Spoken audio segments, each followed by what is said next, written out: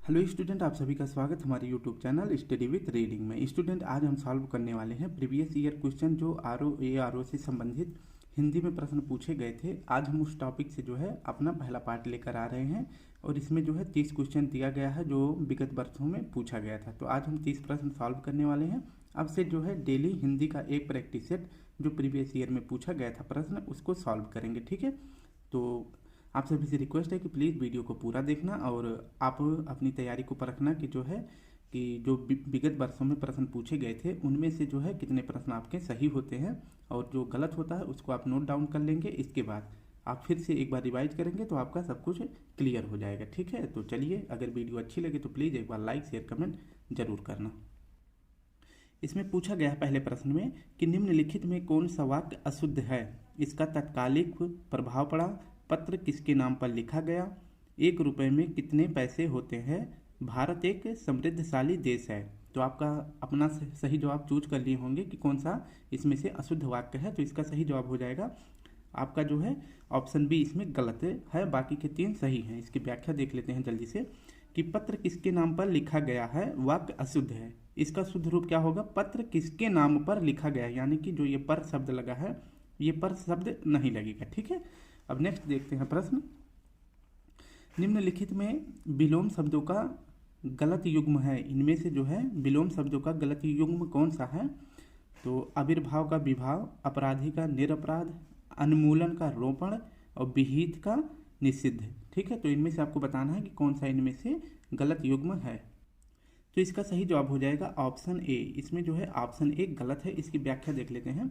इसमें दिया गया है कि दिए गए विलोम शब्दों में आविर्भाव का विलोम आविर्भाव का विभाव जो है युग्म गलत है। आविर्भाव का विलोम होगा तिरोभाव, ठीक है। तो याद रखना, बाकी के जो ऑप्शन है सही है। अपराधी का निरपराध होगा, उन्मूलन का रोपण होगा, विहित का निषिद्ध होगा, जबकि आविर्भाव का क्या होगा, तिरोभाव होगा। ये आपका सही हो जाएगा। अब नेक्स्ट प्रश्न देखते हैं।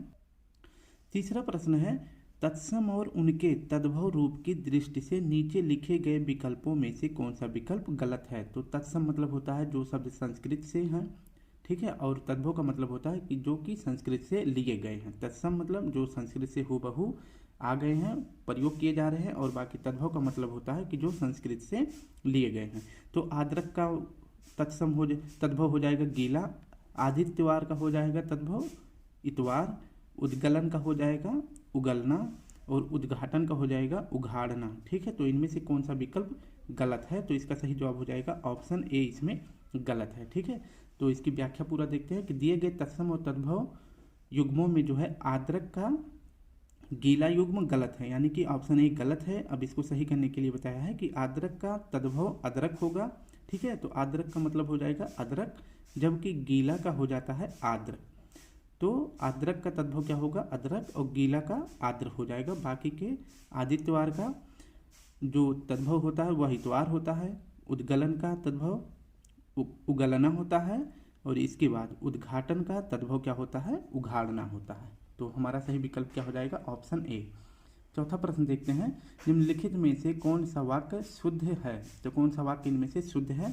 मेरे लिए ठंडी बर्फ और गर्म आग लाओ, व्यायाम करना चाहिए जिससे कि स्वस्थ रहे, एक एक करके सभी मर गए, तुम्हारा यह कहना मेरे लिए बड़ी बात होगी। तो इनमें से कौन सा गलत है। तो इसके लिए जो है इसमें कोई ऑप्शन नहीं दिया गया है बुक में। इसकी व्याख्या डायरेक्ट देख लेते हैं। इसमें जो है क्या बताया गया है, इसमें बताया गया कि अशुद्ध एक तरफ और शुद्ध एक तरफ। तो मेरे लिए ठंडी बर्फ और गर्म आग लाओ। अब यहाँ पे देखते हैं कि मेरे लिए बर्फ लाओ, बर्फ ऑलरेडी जो है वो ठंडी होती है और आग जो है वह गर्म होती है, तो इसलिए अशुद्ध हो जाता है। मेरे लिए बर्फ और आग लाओ, व्यायाम करना चाहिए जिससे कि स्वस्थ रहें, ये गलत है। व्यायाम करना चाहिए ताकि स्वस्थ रहें, ठीक है। नेक्स्ट है कि एक एक करके सभी मर गए। तो एक एक करके नहीं होता, एक एक कर सभी मर गए, तुम्हारा यह कहना मेरे लिए बड़ी बात होगी। इसका सही रूप होगा क्या, तुम्हारा यह कहना मेरे लिए बड़ी बात होगी, होगा, ठीक है। यहाँ पे होगी वहाँ पे होगा, ठीक है। पांचवा प्रश्न, निम्नलिखित में एक तथ्य गलत है। विशेषण से संज्ञा की विशेषता व्याप्ति परिमित मतलब होता है कि विशेषता बतलाना। तो विशेषण से संज्ञा की व्याप्ति परिमित हो जाती है। जिस विकारी शब्द से संज्ञा की व्याप्ति मर्यादित होती है उसे विशेषण कहते हैं, ठीक है। इसके बाद प्रयोग की दृष्टि के आधार पर अंकित शब्द विशेषण और विशेष्य दोनों हैं। और डी क्या है, विशेषण शब्द सदैव विशेषण के पहले प्रयुक्त होता है, विशेषण के बाद कभी प्रयुक्त नहीं होता। तो आप देख सकते हैं कि इसमें विकल्प जो है डी गलत दिया गया है, क्योंकि विशेषण जो है यह विशेष्य के पहले भी आता है और विशेष्य के बाद भी प्रयोग किया जाता है। तो इसमें कोई जो है एक्सप्लेनेशन देने की ज़रूरत नहीं है। इसमें आप सभी को पता है कि जो विशेषण होता है वह जो है संज्ञा की विशेषता बतलाता है, और इसके बाद विकारी जो है, विकारी शब्द संज्ञा की व्याप्त मर्यादित होती है, यानी कि उसका भी विशेषता बतलाता है। तो इसमें विशेषण की जो है व्याख्या देने की ज़रूरत नहीं है। अब नेक्स्ट देखते हैं कि संख्यावाचक विशेषण जो है चौगुना इनमें से है। तो आपको बताना है कि संख्यावाचक विशेषण चौगुना इनमें से किसका एक प्रकार है। क्रमवाचक विशेषण का प्रकार है चौगुना, या फिर आवृत्तिवाचक विशेषण का, या गणनावाचक, या फिर समुदायवाचक विशेषण का। तो इनमें से बताना है कि चौगुना जो है इनमें से किसका एक प्रकार है। तो आपका सही जवाब हो जाएगा ऑप्शन बी। ठीक है, इसकी व्याख्या देखते हैं। व्याख्या में क्या दिया गया है कि चौगुना आवृत्तिवाचक विशेषण है जो कि संख्यावाचक विशेषण का एक प्रकार है। क्रमवाचक विशेषण कैसे हो जाएगा, तो पहला, दूसरा, तीसरा, चौथा, पांचवा, ये अगर इस तरह से दिया होगा तो उसे क्रमवाचक विशेषण कहेंगे। गणनावाचक कैसे कहा जाएगा, तो 1, 2, 3, 4, 5, 6 उसे गणनावाचक कहते हैं। और समुदायवाचक कैसे किसे कहा जाता है, तो समुदायवाचक विशेषण कहा जाता है दोनों, तीनों, चारों, पांचों, इस तरह का जो शब्द है उसे क्या कहते हैं, समुदायवाचक विशेषण। नेक्स्ट हमारा 7वां प्रश्न है, निम्नलिखित शब्दों में से कौन सा शब्द मूल रूप से विशेषण है। तो इनमें से आपको पता ही है कि पतला, अर्थ, परिवार, परलोक। तो इनमें जो है पतला, मोटा, ये जो हो जाएगा ये आपका विशेषण शब्द हो जाएगा। ठीक है, क्योंकि ये पतला जो है किसी की विशेषता ही बतलाएगा कि वह पतला है, वह मोटा है। इसकी व्याख्या जल्दी से देखते हैं। तो अर्थ का जो है विशेषण क्या हो जाएगा, आर्थिक, परिवार का हो जाएगा पारिवारिक, और परलोक का हो जाएगा परलौकिक। 8वां प्रश्न देखते हैं। आठवां प्रश्न है, इनमें से विशेषण शब्द नहीं है। तो इनमें से विशेषण शब्द नहीं है आकूत, अकर्ण, आचार, अचंड। तो इनमें से आपका सही जवाब हो जाएगा ऑप्शन सी। ठीक है, ऑप्शन सी जो है यह विशेषण शब्द नहीं है। आप देख सकते हैं, इसकी व्याख्या भी देना इतना जरूरत नहीं है। 9वां प्रश्न देखते हैं, अनेक शब्दों के लिए एक शब्द के नीचे लिखे वाक्यों में से कौन सा विकल्प गलत है। तो इनमें से एक शब्दों के लिए जो दिया गया है, अनेक शब्दों के लिए एक शब्द का कौन सा जोड़ा गलत है, ये बताना है आपको। तो इनमें से पहला हो जाता है आग। जंगल की आग को क्या कहा जाता है एक शब्द में, दावानल। समुद्र की आग को बड़वानल। पेट की आग को जठराग्नि। और आदि से अंत तक के लिए एक शब्द हो जाता है अनंत। तो इनमें से गलत कौन होगा, तो ऑप्शन डी गलत हो जाएगा। इसकी व्याख्या देख लेते हैं। इसकी व्याख्या है कि वाक्यांश आदि से अंत तक के लिए एक शब्द आद्योपांत होता है। ठीक है, आदि से अंत तक के लिए एक शब्द क्या होता है, आद्योपांत होता है। और अनंत जो दिया गया है इस शब्द का अर्थ होता है जिसका अंत ना हो। ठीक है, नेक्स्ट है आपका 10वां प्रश्न, अपनी विवाहित स्त्री से उत्पन्न पुत्र। इन अनेक शब्दों के लिए एक शब्द क्या हो जाएगा, इसका मतलब हो जाएगा कि अपनी विवाहित स्त्री से उत्पन्न पुत्र को क्या कहते हैं, औरस कहते हैं। बाकी के ऑप्शन भी देख लेते हैं। इसको व्याख्या में देखते हैं कि जो है वाक्यांश अपनी विवाहित स्त्री से उत्पन्न पुत्र के लिए एक शब्द क्या होगा, औरस होगा। बाकी का जो जरायुज किसे कहते हैं, तो जरायुज हो जाता है शिशु या जीव जो खेड़ी में लिपटा हुआ पैदा हो, उसे जरायुज कहते हैं। बाकी जारज किसे कहा जाता है, तो उपपति या गैर पुरुष से उत्पन्न पुत्र को जारज कहा जाता है। जबकि दंतक किसे कहा जाता है, तो उत्तराधिकार के लिए गोंद लिया गया पुत्र, उसे दंतक कहते हैं। 11वां प्रश्न है, आवा शब्द का तत्सम रूप होगा। आवा का तत्सम रूप क्या होगा, आग, अग्नि, आव या अपाक। तो इसका सही विकल्प हो जाएगा ऑप्शन डी, आवा का तत्सम रूप हो जाएगा अपाक। ठीक है, इसके बाद हम देखते हैं डायरेक्ट 12 क्वेश्चन। इनमें से सरल शब्द का विलोम नहीं है। सरल का विलोम इनमें से कौन सा नहीं है, विरल, वक्र, कुटिल या कठिन। तो इनमें से सरल का विलोम कौन सा नहीं है, तो विरल जो है यह सरल का विलोम शब्द नहीं है। बाकी के वक्र, कठिन और कुटिल ये तीनों सरल के विलोम है। इसकी व्याख्या अगर देखना चाहें तो देख सकते हैं। विरल शब्द सघन का विलोम होता है, ना कि सरल का, जबकि अन्य शब्द सरल के विलोम है। इसके बाद अब देख लेते हैं 13वां प्रश्न क्या है, जो ज्ञात इतिहास से पहले का हो, जो ज्ञात इतिहास से पहले का हो के लिए एक शब्द है। तो आपको बताना है जो ज्ञात इतिहास से पहले का हो, यानी कि जब इतिहास ज्ञात हुआ था उसके पहले का जो इतिहास था वो ज्ञात नहीं था, तो उसे क्या कहा जाता था? तो उसे कहा जाता था प्रागैतिहासिक इतिहास। ठीक है, इसकी व्याख्या देखते हैं, चारों ऑप्शन सॉल्व कर लेते हैं। इसमें है जो वाक्यांश जो ज्ञात इतिहास से पहले का हो उसके लिए एक शब्द क्या होता है? प्रागैतिहासिक। और अनैतिहासिक किसे कहा जाता है? जो इतिहास से संबंधित ना हो। इसके बाद ऐतिहासिक किसे कहा जाता है? जो इतिहास से संबंधित हो। प्रश्न 14 देखते हैं। जो अचानक आंखों से ओझल हो गया हो, इन अनेक शब्दों के लिए एक शब्द क्या होगा? जो अचानक आंखों से ओझल हो गया हो उसके लिए एक शब्द क्या हो जाता है? तो आपका सही जवाब हो जाएगा अंतर्धान। अंतर्धान बाकी सब में लिखा गया है, लेकिन लिखने में और पढ़ने में सब अंतर है, मात्रा में अंतर है। ध्यान से देखेंगे कि अंतर्धान जो है सही रूप में कैसे लिखा जाता है। ठीक है, ये वाला आपका सही होगा, और आपको ऑप्शन में ये भी मिलेगा, सब मिलेंगे, तो ध्यान से देख लेना, क्योंकि इसकी वर्तनी जो है शुद्ध है, बाकी की अशुद्ध लिखा गया है। ठीक है, तो इसको व्याख्या देने की इतनी भी जरूरत नहीं है।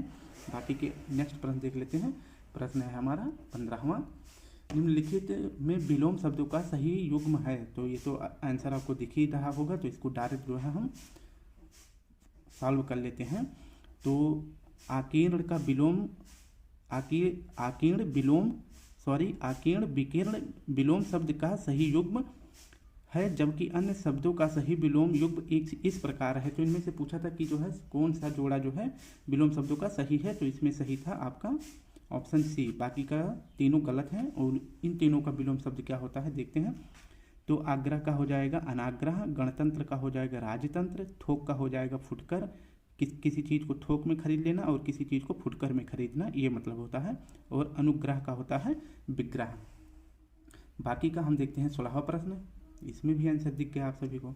निम्नलिखित में से एक अशुद्ध वाक्य है, तो आपको बताना है पूजास्पद। ध्यान से देखना, ये लिखा क्या गया है? पूजास्पद व्यक्ति का सम्मान करना।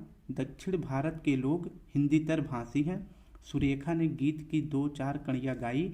अब परीक्षा प्रणाली बदलनी चाहिए। तो इनमें से गलत कौन सा हो जाएगा? तो आपका ऑप्शन ए, क्योंकि पूजास्पद ऐसे नहीं लिखा जाता है। इसमें जो है क्या है? अशुद्धि है, वाक्य संबंधी शब्द संबंधी इसमें अशुद्धियाँ हैं, बाकी के सभी सही हैं। ठीक है, क्योंकि पूजास्पद ऐसे नहीं लिखा जाता, इस तरह से लिखा जाता है। ठीक है, तो नेक्स्ट देखते हैं 12वां प्रश्न।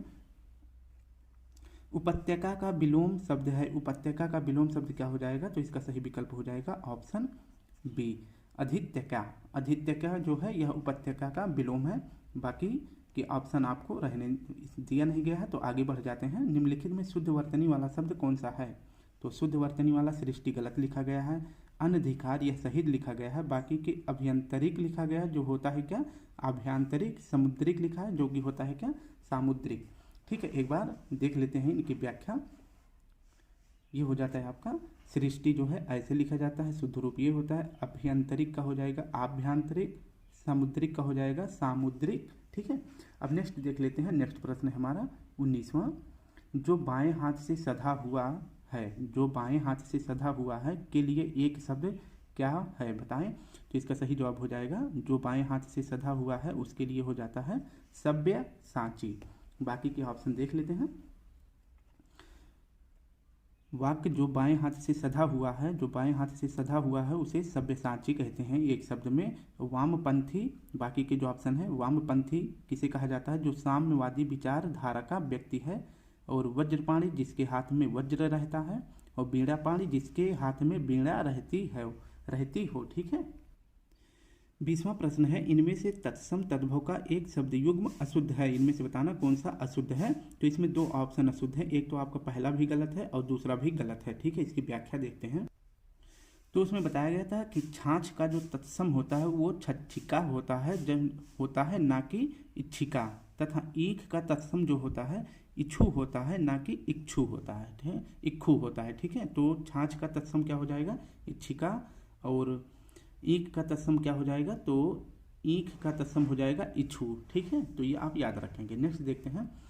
मर्षण का विपरीतार्थक शब्द होगा। मर्षण का विपरीतार्थक शब्द क्या हो जाएगा? तो आपका विकल्प हो जाएगा ऑप्शन सी, रुक्ष। ठीक है, बाकी के शब्दों का जो है विलोम शब्द देख लेते हैं, मतलब विपरीतार्थक शब्द देख लेते हैं। तो मर्षण का जो है विपरीतार्थक शब्द हो जाएगा रुक्ष। और इसके बाद सुकुमार का हो जाएगा कमासुत। और चिक्कड़ का हो जाएगा खुरदुरा। और नरम का हो जाएगा कड़ा या कठोर। ठीक है, अब हम प्रश्न देखते हैं 22वां प्रश्न हमारा हो जाता है, निम्नलिखित में तत्सम और तद्भव का गलत युग्म कौन सा है। तो इनमें से कौन सा ऐसा शब्द है जो तत्सम और तद्भव का गलत है। सुघट का हो जाएगा सुघड़, ज्ञातिगृह का हो जाएगा नैहर, पर्णशालिक का हो जाएगा पनसारिक, और प्रतिवेशी का हो जाएगा मवेशी। तो इसकी व्याख्या देखते हैं। पहले तो इसका सही जवाब क्या हो जाएगा, इनमें से कौन सा जोड़ा गलत है, तो ऑप्शन डी गलत है। अब इसकी पूरी व्याख्या देखते हैं कि प्रतिवेशी मवेशी तत्सम शब्द की दृष्टि से गलत है। ठीक है, तो प्रतिवेशी का मवेशी नहीं होगा, प्रतिवेशी का तद्भव क्या होता है, पड़ोसी। और ठीक है, तो प्रतिवेशी का तद्भव क्या हो जाएगा, पड़ोसी हो जाएगा। अब हम नेक्स्ट देखते हैं, प्रश्न है 23, मोक्ष पाने की इच्छा करने वाला इन अनेक शब्दों के लिए शुद्ध शब्द इनमें से क्या है। तो कह सकते हैं कि अनेक शब्दों के लिए एक शब्द क्या हो जाएगा, जो मोक्ष पाने की इच्छा करने वाला हो उसे क्या कहते हैं, उसे कहते हैं तितीर्षु। क्या कहते हैं, तितीर्षु। इसकी व्याख्या देखते हैं, बाकी के ऑप्शन भी देख लेते हैं कि मोक्ष पाने की इच्छा करने वाले को क्या कहा जाता है, तितीर्षु कहा जाता है। ठीक है, इसके बाद तितीक्षा किसे कहा जाता है, जो सर्दी गर्मी सुख दुख आदि सहन की शक्ति रखता हो उसे क्या कहते हैं, तितीक्षा कहते हैं। और जबकि तितिक्षु किसे कहते हैं, जिसमें सहनशीलता हो। ठीक, इसके बाद मर जीवा किसे कहा जाता है, जो मरकर जीने वाला हो उसे क्या कहा जाता है, एक शब्द में मर जीवा। 16वां प्रश्न है, अशुद्धि वर्तनी वाला शब्द है। तो इनमें से बताना कौन सा अशुद्धि की दृष्टि से गलत है। उंगली, बांस, पांचवा और दांत। तो इनमें से कौन सा गलत है, तो पांचवा गलत है। ठीक है, क्योंकि पांचवा ऐसे नहीं लिखा जाता, पांचवा बोला जाता है। तो इसका सही जवाब हो जाएगा ऑप्शन सी। इसका जो है सही रूप क्या हो जाता है, पांचवा ऐसे लिखा जाता है। ठीक है, नेक्स्ट देख लेते हैं 25वां प्रश्न क्या है कि वर्तनी की दृष्टि से शुद्ध शब्द है। तो आपको बताना है कि इनमें से वर्तनी की दृष्टि से कौन सा शुद्ध है, अनुग्राहित, अनुग्रहित और अनुग्रहित या अनुग्रहित। तो सही जवाब हो जाएगा आपका ऑप्शन सी। ठीक है, इसकी व्याख्या देख ले एक बार। आगे के शब्द देखते हैं, निम्नलिखित में तद्भव शब्द है। तो इनमें से कौन सा तद्भव शब्द है, भंडार, कुक्कुर, कटुक या मयंद। तो इसका सही जवाब हो जाएगा, इसमें दो शब्द जो हैं तद्भव हैं। आपका पहला हो जाता है भंडार और दूसरा मयंद। ठीक है, तो इन दोनों के बारे में देखते हैं। भंडार शब्द जो है तद्भव है। ठीक, भंडार शब्द तद्भव शब्द है जिसका तत्सम हो जाता है भंडाकार। तो भंडार का जो है तत्सम क्या हो जाएगा, भंडार। जबकि मयंद शब्द भी क्या है, तद्भव है, जिसका जो है तत्सम क्या हो जाएगा, तो मयंद का तत्सम हो जाएगा मृगेंद्र। इसके बाद बाकी के शब्दों को देखते हैं, जैसे कुक्कुर का तद्भव क्या हो जाएगा, कुत्ता, और कटुक का शब्द हो जाएगा कड़ुआ। प्रश्न 27, वह बहुत खाता है। इस वाक्य में प्रयुक्त बहुत शब्द क्या है। तो आपने बताना है कि जो बहुत शब्द, वह बहुत खाता है, इसमें जो बहुत शब्द दिया गया है यह किस प्रकार का विशेषण है, आपको बताना है।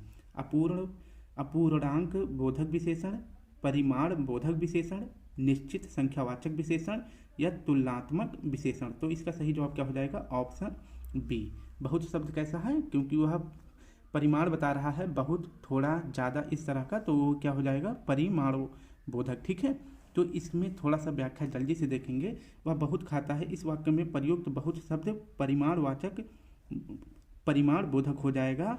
आप पूर्णांक बोधक शब्द कौन कौन से हैं, तो कैसे हो जाते हैं, तो पौने, सवा, डेढ़, ढाई, इस प्रकार के शब्द जो है आप पूर्णांक बोधक होते हैं। और निश्चित संख्यावाचक विशेषण कौन से हैं, 1, 5, 7, दूसरा, 8वां, इस तरह के। ठीक है, और तुलनात्मक जो है, तुलनात्मक विशेषण किसे कहा जाता है कि विशेषण की मूला अवस्था में जो है तर और तम लगाकर उत्तरावस्था और उत्तमावस्था को तुलना की दृष्टि से दिखाया जाता है। जैसे कोई चीज़ है, पहला जो है, जो विशेषण की पहली अवस्था होती है उसे अधिक कहा जाता है, और उसका उत्तरावस्था क्या कहलाता है, उसमें जब तर जोड़ देंगे तो वह हो जाएगा, इसका जो है उत्तरा अवस्था क्या हो जाएगा, अधिकतर। और जो है उत्तमा अवस्था क्या हो जाता है, तो उत्तमा अवस्था बनाने के लिए विशेषण में तम लगाना चाहिए, जो कि यहाँ पे तम लगाकर बनाया गया है। ठीक है, अब हम नेक्स्ट देखते हैं 28वां प्रश्न, इनमें से तत्सम और तद्भव का शुद्ध युग्म है। तो इनमें से बताना है कि कौन सा तत्सम और तद्भव का शुद्ध युग्म है। Option A, B, C, D कौन सा सही है, तो आपका सही विकल्प हो जाएगा कंकती का हो जाता है कंघी। ठीक है, बाकी के ऑप्शन देख लेते हैं कि इनका जो है तद्भव क्या हो जाएगा, तो श्रेष्ठी का जो होता है यह सेठ क्या हो जाएगा, सेठ हो जाएगा। ठीक है, आप पहला ऑप्शन देखेंगे यहाँ पर, तो श्रेष्ठी का सेठ हो जाता है। अर्घट का क्या हो जाता है, तो अर्घट का अरहट का रहट नहीं होता है, अर्घट का रहट होता है। ठीक, इसके बाद मिष्ठ का जो दिया गया है, मिष्ठ का मीठा होता है, यहाँ पे मिष्ठ ठा दिया गया है और यहाँ पे टा रहेगा। ठीक है, तो ये आप ध्यान रखेंगे। इसके बाद हम अपने 29वें प्रश्न को देखते हैं। निम्नलिखित में अनघ का विलोम शब्द है, तो अनघ का विलोम क्या हो जाएगा, अघी हो जाएगा। ठीक है, ऑप्शन डी सही हो जाएगा। बाकी के शब्दों का भी विलोम देखते हैं। जैसे है आपका अनघ का विलोम अघी हो जाता है। बाकी के शब्द आपका जो निरघ दिया गया है पहला ऑप्शन, इसका जो है विलोम क्या होगा, अघी होगा। ठीक है, और इसके बाद निष्पाप का विलोम क्या हो जाएगा, पापी, और कृति का विलोम हो जाएगा आकृति। ठीक है, कृति का क्या हो जाएगा, आकृति हो जाएगा। अपना 30वां प्रश्न देखते हैं। पराविशेषण को कामता प्रसाद गुरु ने इनमें से क्या कहा है। पराविशेषण यानी कि जो विशेषण की विशेषता बताए, ठीक है, उसे पराविशेषण कहते हैं। जैसे घोड़ा तेज दौड़ता है, तो ये आपका हो जाएगा, इसमें तेज विशेषण हो जाएगा। लेकिन घोड़ा बहुत तेज दौड़ता है, तो जो तेज शब्द है वह जो है किसकी विशेषता बता रहा है, तो बहुत की विशेषता बता रहा है। तो पराविशेषण को कामता प्रसाद गुरु ने इनमें से क्या कहा है, तो आपका विकल्प सही हो जाएगा, अंतर विशेषण कहा है। ठीक है, ऑप्शन ए सही हो जाएगा। इसकी एक बार व्याख्या देख लेते हैं।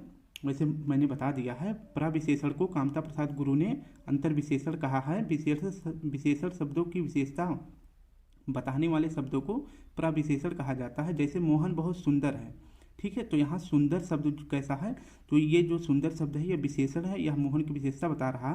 लेकिन जो बहुत शब्द दिया गया है यह पराविशेषण है, क्योंकि यह जो है बहुत सुंदर, ठीक है, जो बहुत शब्द है यह सुंदर की विशेषता बता रहा है। सुंदर मोहन की विशेषता बता रहा है, और बहुत जो है यह सुंदर की विशेषता बता रहा। तो मोहन सुंदर है, तो आपका इसमें विशेषण हो जाएगा। लेकिन मोहन बहुत सुंदर है, तो यह हो जाएगा पराविशेषण। ये विशेषण, ये आपका हो जाएगा विशेष। ठीक है, तो स्टूडेंट, अगर आप सभी को इस तरह का वीडियो अच्छा लग रहा है तो प्लीज़ एक लाइक, एक शेयर, एक कमेंट जरूर करें, क्योंकि आप देख सकते हैं कि 30 मिनट में जो है 30 प्रश्न जो है 20 से 22 मिनट में मैंने समाप्त कर दिया है, और जिसमें आपको एक्सप्लेनेशन देना था वो भी दे दिया है। अगर कहीं अदर चैनल पे देखते तो कम से कम इसके लिए आपको 40 मिनट कम से कम आपका वेस्ट करना पड़ता है, इसलिए थोड़ा जल्दी करके आपका पूरा टाइम बचा दिया है। अगर आप सभी को मेरा प्रयास अच्छा लगे तो प्लीज़ एक लाइक करके और कमेंट शेयर जरूर करें। कल फिर मिलते हैं आप सभी को। अगर आप सभी को PDF चाहिए तो भी बोल देना, मैं इसका PDF भी दे दूँगा। कल फिर मिलते हैं इसी सब्जेक्ट